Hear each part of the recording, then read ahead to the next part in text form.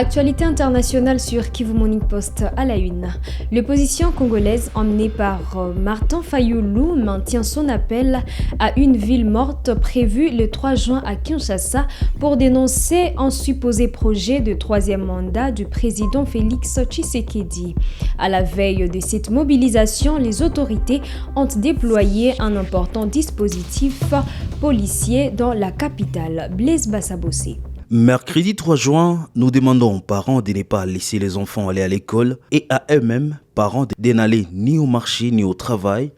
Nous allons simplement prouver à M. Tshisekedi que le peuple n'est pas d'accord avec son projet, a déclaré Martin Fayulu dans une interview accordée à TV5 Monde. Cet appel intervient après l'annonce la semaine dernière par la plateforme d'opposition C64 d'une journée de mobilisation dans la capitale congolaise. La coalition affirme vouloir manifester son rejet de toute initiative visant à modifier la Constitution afin de permettre un troisième mandat présidentiel. À la veille de cette mobilisation, les autorités de Kinshasa ont mis en place un important dispositif sécuritaire dans plusieurs points stratégiques de la capitale. Des éléments de la police nationale congolaise ont été déployés afin de prévenir d'éventuels troubles à l'ordre public et d'assurer la sécurité des personnes et de leurs biens.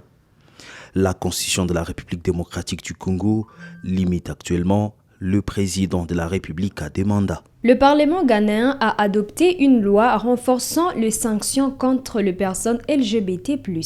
Le texte prévoit jusqu'à 3 ans de prison pour les relations homosexuelles et de 3 à 5 ans d'emprisonnement pour la promotion des activités LGBT+. La loi doit encore être ratifiée par le président John Mahama. Plusieurs ONG, dont Human Rights Watch, dénoncent un texte qu'elles jugent répressif. Ces députés ghanéens célèbrent ce qu'ils considèrent comme une victoire politique. 2 ans après une première tentative avortée, ils ont adopté vendredi une loi anti-LGBT visant à durcir considérablement la législation du pays.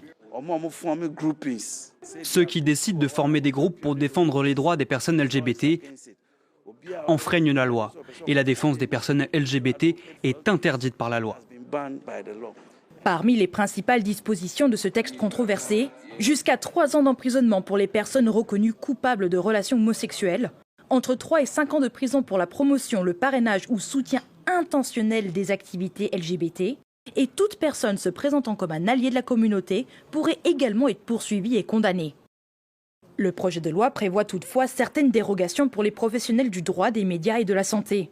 Les avocats pourront continuer à représenter les personnes LGBT sans encourir de sanctions. Les médias resteront autorisés à traiter des questions liées à la communauté et les professionnels de santé pourront dispenser des soins, proposer un accompagnement psychologique et pratiquer des interventions médicales sans être inquiétés. Un texte vivement dénoncé par de nombreuses ONG, des défenseurs des droits humains et des militants LGBT. Le projet de loi anti-LGBT ghanéen a été adopté aujourd'hui. Alors que nous continuons à nous battre, ne paniquez pas, n'ayez pas peur. Ils viennent d'adopter le projet de loi, mais le président ne l'a pas encore signé. Cette loi avait déjà été adoptée à l'unanimité par le Parlement en février 2024. Mais l'ancien président, Nana Akufo-Addo, resté en fonction jusqu'au 7 janvier 2025, ne l'avait jamais promulguée. Selon la constitution ghanéenne, tout projet de loi non signé par le président avant la fin d'une législature devient automatiquement caduc. Si certains espèrent que John Mahama s'y opposera, le chef d'État avait exprimé son soutien au projet de loi pendant sa campagne électorale et après son élection. Le Premier ministre sortant, Ousmane Sonko, a transmis officiellement ses fonctions à son successeur, Amadou Al-Aminou Lo, dimanche après-midi à la primature. La cérémonie se déroulait dans une ambiance cordiale et fraternelle en présence de l'inspecteur général d'État. Les deux responsables ont respecté la tradition républicaine, marquée par des échanges de remerciements, de respect mutuel et de prières.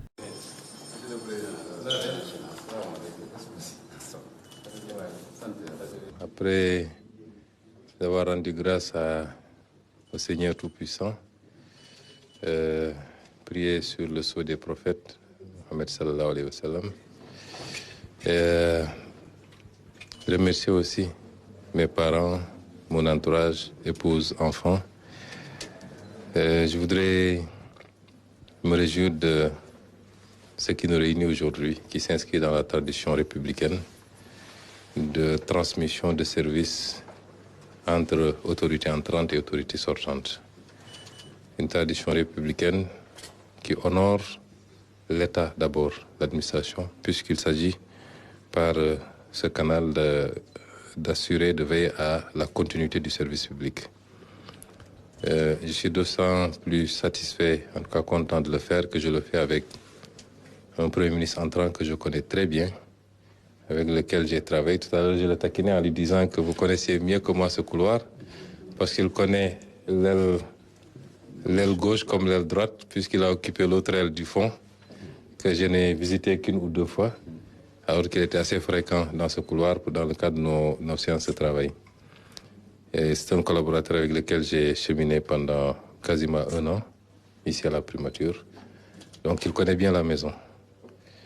Je voudrais le féliciter de sa nomination au poste de Premier ministre et surtout l'encourager et prier pour lui. Il est assez averti pour savoir que c'est une responsabilité harassante, extrêmement exigeante, cassante. C'est pourquoi le vendredi passé à cette heure-ci, j'ai soufflé comme je n'ai soufflé parce que ces 2 années ont été extrêmement pénibles, extrêmement difficiles. Tant la charge primatoriale est une charge très lourde. Je voudrais donc l'encourager, prier pour lui, pour un plein succès dans sa mission, qu'il puisse atteindre tous les objectifs qui lui sont assignés. Je crois qu'il connaissait déjà assez bien la maison, mais la passation lui a permis de voir un peu l'ampleur des dossiers qui ont été épluchés et le travail qui reste à faire.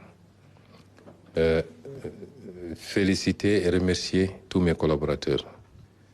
Je n'ai pas pu faire ce travail, je n'aurais pas pu faire ce travail et avoir les résultats que nous avons eus dans un contexte d'héritage extrêmement délicat, n'eût été l'engagement sans faille, la compétence, la probité de tous mes collaborateurs. Toute la primature, en particulier ceux qui ont été avec moi à ce niveau, mes conseils techniques, mes conseils spéciaux, mes assistantes, tous les autres collaborateurs, y compris vous, de la presse qui m'avez suivi un peu partout dans le monde et qui avaient travaillé à vulgariser le travail de la primature. Je voudrais donc les féliciter, les encourager à persévérer également pour ceux qui resteront, à accompagner le Premier ministre, puisque l'administration est une, l'État est un, et nous concourons tous au même objectif, celui de satisfaire aux préoccupations des Sénégalais. Je voudrais enfin dire à tout le monde que je ne serai pas loin, puisque je suis tout à côté. C'est vrai que c'est 2 pouvoirs séparés, mais pas opposés, forcément, 2 pouvoirs concurrents. Et le Premier ministre est le mieux placé pour le savoir, parce qu'il est responsable aussi bien auprès du président de la République que devant l'Assemblée nationale. Il est dans cette posture assez particulière qui fait que, forcément, il est un interlocuteur de tous les jours de l'Assemblée nationale. Et nous serons là autant que possible pour accompagner dès lors que ce qui sera fait ira dans le sens de l'intérêt du Sénégal et de l'intérêt de son peuple. Le Paris Saint-Germain a remporté la Ligue des Champions pour la 2e année consécutive après sa victoire contre Arsenal au tir au but 1-1, 4-1. Le président français Emmanuel Macron a félicité le champion d'Europe depuis l'Élysée. Il a également condamné les violences survenues après le sacre et a salué l'action de forces de l'ordre mobilisées sur le terrain. Bienvenue à l'Élysée, une année encore pour vous accueillir. Paris a gagné 2 étoiles. Merci.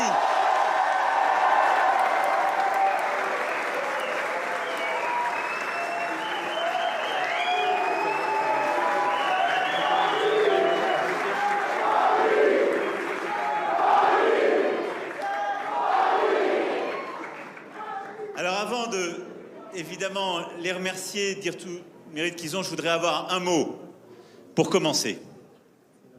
Parce que malheureusement, on a vu, et je ne veux pas qu'on s'habitue à ça, et personne n'a envie qu'on s'habitue à ça, des scènes de violence inacceptables à Paris et dans d'autres villes hier soir, une bonne partie de la nuit. Et donc je veux remercier le ministre de l'Intérieur, le préfet de police, l'ensemble des équipes qui se sont mobilisées sur la plaque parisienne et dans beaucoup de villes de province face à ce qui est inqualifiable.